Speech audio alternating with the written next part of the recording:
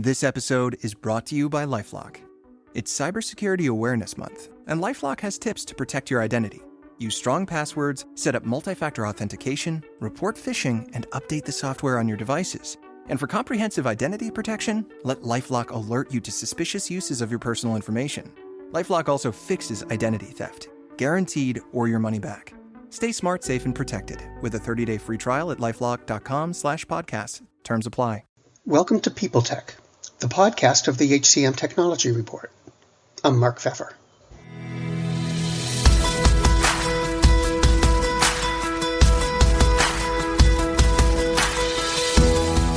My guest today is Kelly Dragovich, the Chief People Officer at Pendo. Their 1,000 employees aim to help organizations generate intelligence about the use of their products.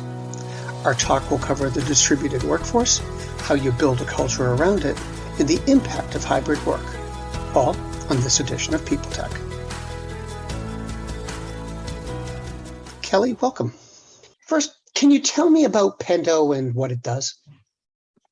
Yeah, so Pendo is a platform product that basically, in a nutshell, helps any company, any builder, any customer of a software product build the best product possible.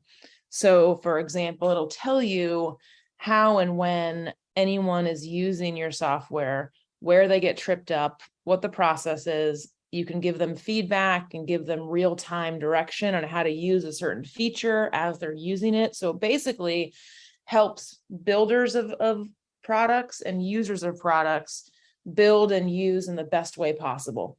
So it's also industry agnostic. So we work with all the tech companies and help them build their products, but we also work with like Mercedes and, all McGraw-Hill and these companies that you traditionally would think would be non-tech, but every software product is tech. So it's a really cool way to kind of think about how to build and use technology products the best way possible. So we sit within those products. Now, it seems like it's more of a technology, a business solution than what you'd call an HR workforce solution. So first, is that true? And second, if it is true, how does that impact your product development? It's a great question. It's both, but you're right. We traditionally grew up as a tech product, right? So we would have product managers, engineers, right? These folks really working with us to help them build the best product possible by getting customer feedback and analytics as those people are using what they're building.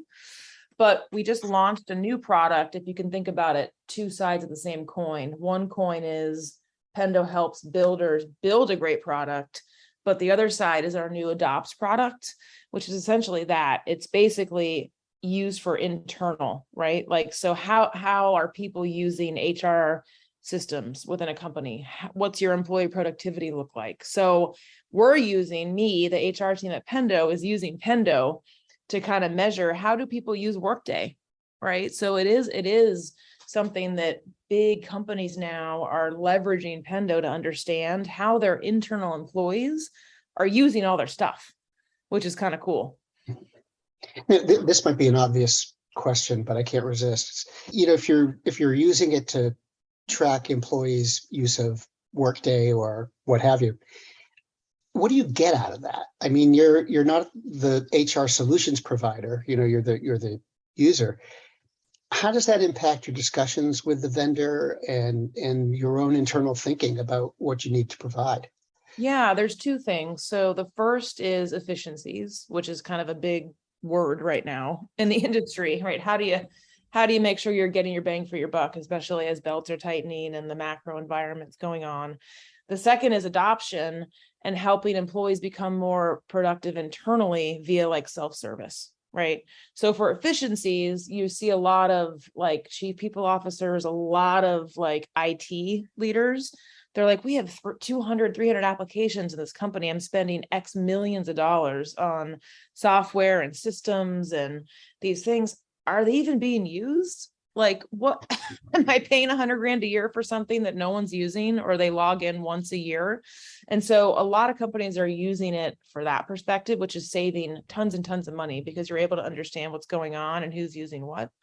The second, and I'll use Workday as an example again, is about leveraging self-service. So for example, we don't want 1,000 people at Pendo to keep pinging our HR team. Hey, how do you do this? I need this, payroll, this, that, ADP, my withholdings, my benefits, right? That is a lot of time, energy, and dollars, right? So we put Pendo in Workday and we basically guide you through it, right? There's these things called guides, which are essentially pop-ups, and they'll help you through the process, right? Like, so you're in a tax withholding window in Workday, and then it says, hey, Mark, just so you know, to do this, you can do this. And it helps you real time, probably saves like hundreds of emails a week, like asking our team for these questions. So it basically helps employees understand how and when and why to use stuff and makes it easier. So that's kind of the other piece of it in the guide perspective.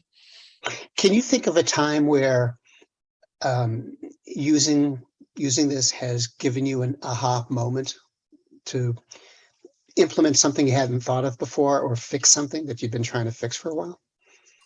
Yeah, it's pretty new for us because we just implemented Workday, but the aha for us are these real-time feedback moments, right? So we're leveraging Pendo Adopt internally to help actually build the Adopt product, which is kind of cool. So Pendo employees will say, that was helpful, but if this guide could pop up this way, or if I had the ability to provide feedback where I'm struggling with a Workday window, for instance, that would be cool. And it would save me a lot of time and it would give me what I need. And so we're using the experience of employees with these huge new implementations and pretty complex like software systems to build the Pendo product even better.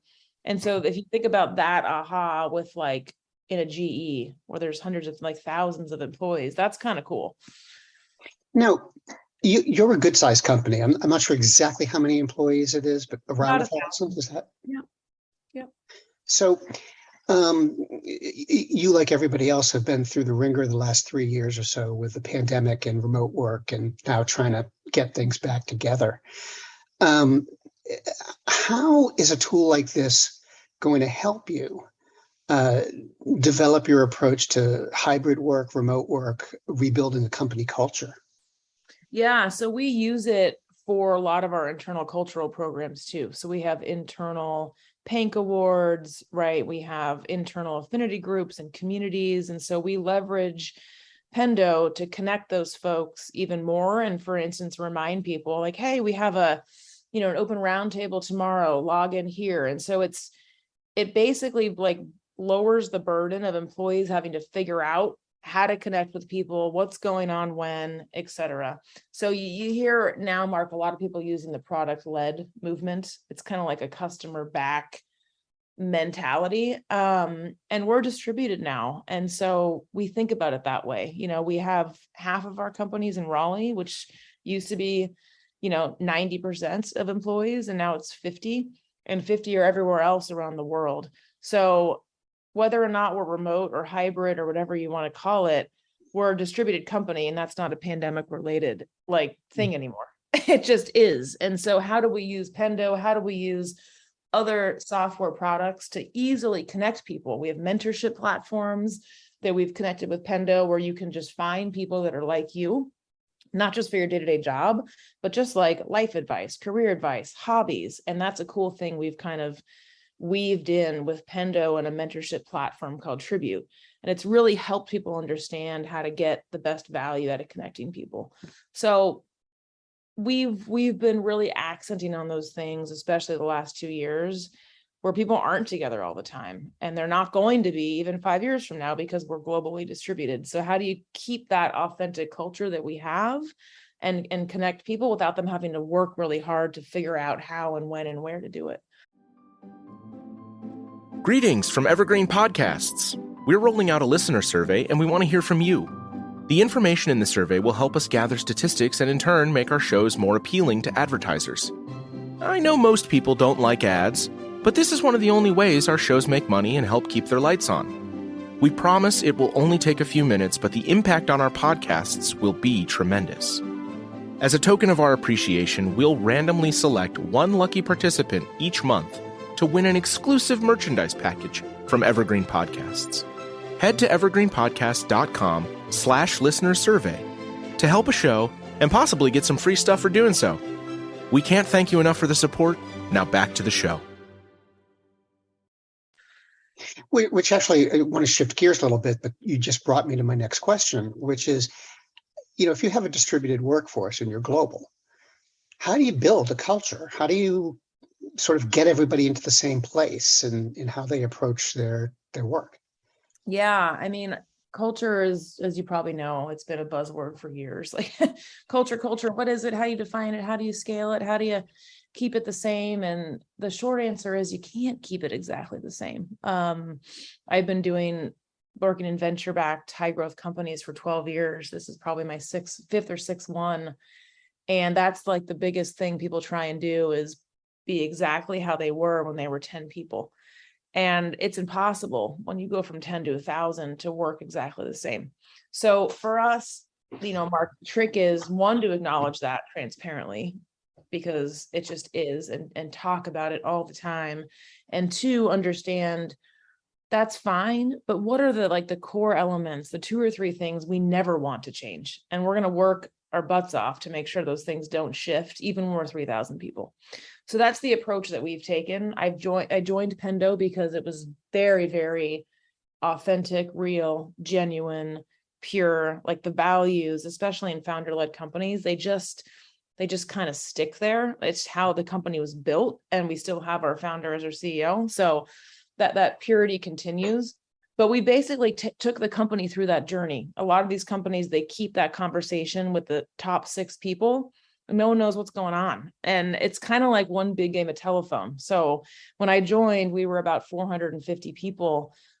We spent 6 months doing a full bottoms up, basically an extraction of our values, and not to change them or rewrite them or do these superficial things. We basically dissected what they are and looked at them from every angle and talked about it as an entire company, and literally kept it forefront for 6 months, and then explained the back end of what does it look like and feel like.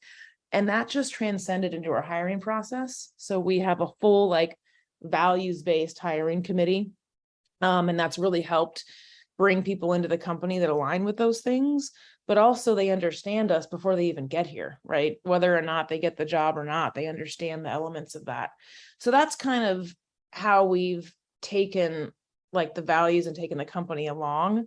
And the last thing is, culture, in my opinion, it's not a list of values or a perception, right? They're experiences. They're the sum of hundreds and thousands of different data points throughout a day, a week, a month, a year, of how people experience a company. And the culture can only be as pure as if all those millions of data points across 1,000 people are consistent with those values. So that's kind of how we talk about it, describe it. And so people in Tokyo, Sydney, London, San Francisco, New York, Raleigh, they're all on the same page with that, no matter where they sit, because we've just been obsessed with talking about it and keeping it forefront, which I think is the key, versus just a list of values on a wall or whatever. People forget about it. All right, so obviously you think a lot about culture, and you may have touched on this a little earlier, but I want to ask the specific question. How does something like COVID impact your approach to culture? Did you have to do repair work, as it were? Did you have to change anything or refine anything? Because even though you have a distributed workforce, it seems like COVID hit everyone somehow or another.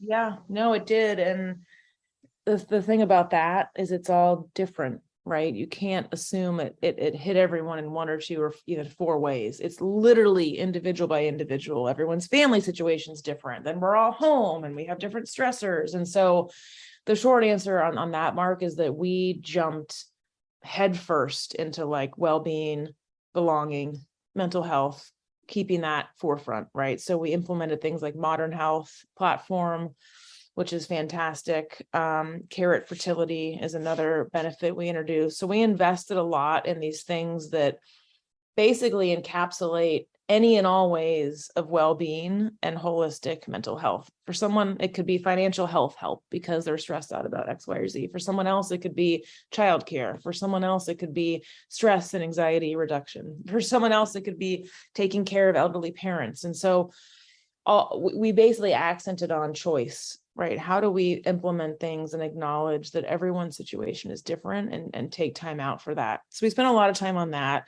We implemented additional mental health wellness days, usually tacked on to like national holidays. So people are getting more time.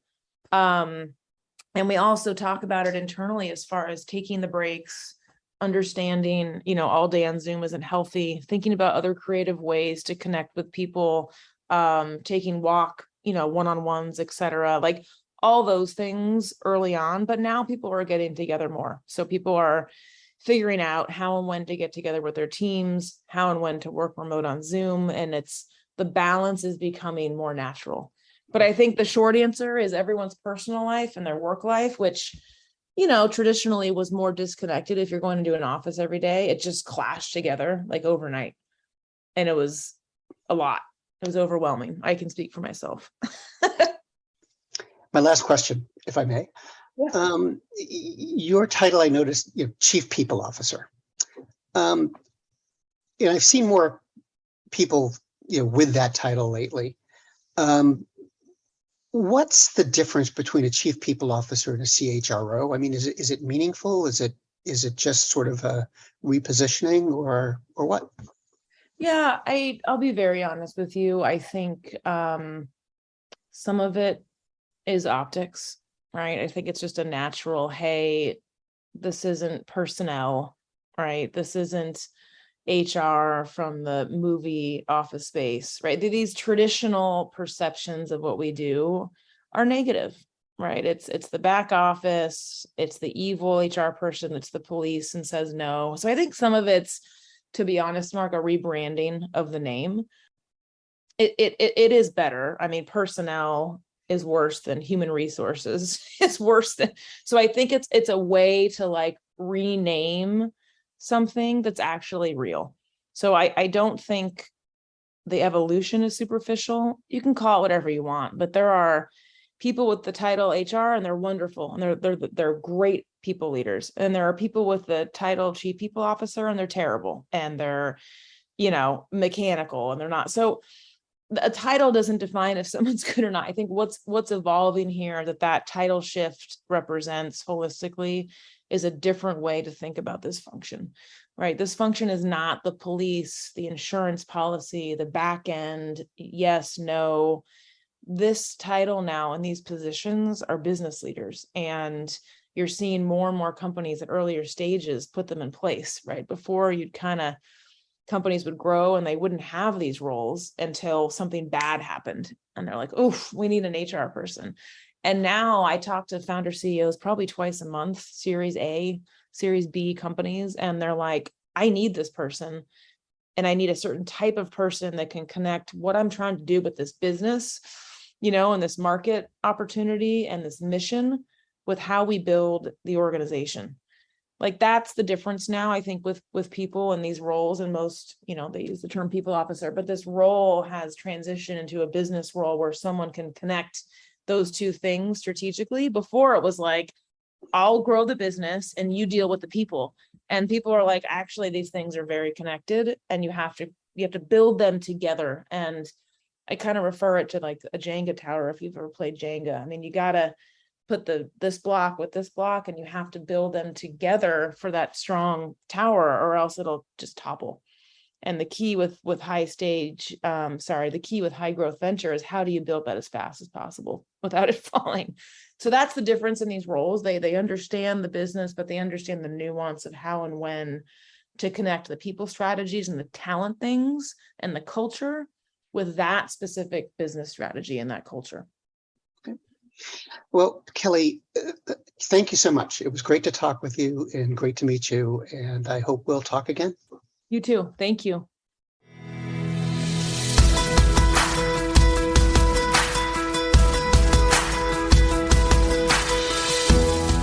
My guest today has been Kelly Dragovich, the Chief People Officer at Pendo. And this has been People Tech, the podcast of the HCM Technology Report. We're a publication of Recruiting Daily. We're also a part of Evergreen Podcasts. To see all of their programs, visit www.evergreenpodcasts.com. And to keep up with HR technology, visit the HCM Technology Report every day. We're the most trusted source of news in the HR tech industry. Find us at www.hcmtechnologyreport.com. I'm Mark Pfeffer.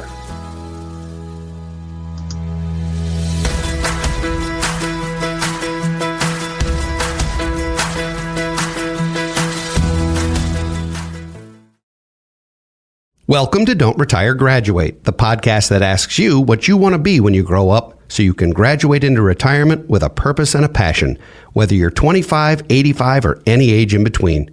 Gain actionable financial and mindset tips from your favorite authors, podcasters, and influencers to help you reach that exciting next chapter. Listen now and start building your path to financial freedom and reframing what retirement can mean to you. This is your host, Eric Brotman, reminding you, don't retire, graduate. The world's best-known investor and Wall Street expert Warren Buffett once said, "Wall Street is the only place that people ride to in a Rolls-Royce to get advice from those who take the subway." Mr. Buffett's quote is remarkably accurate, but how many people would rather receive advice from him than someone simply guessing? Welcome to Buy, Hold, Sell, your single source for Wall Street knowledge and profitable guidance. Please join me, Todd Schoenberger, and fellow trader Tobin Smith, as well as host Veronica Dudo, for a podcast known to move the needle for investors. Tobin and I are seasoned Wall Street executives with deep investment experience, and we are prepared to share our advice to those who choose to listen. Download Buy, Hold, Sell today on the Evergreen Podcast Network or your favorite podcast channel.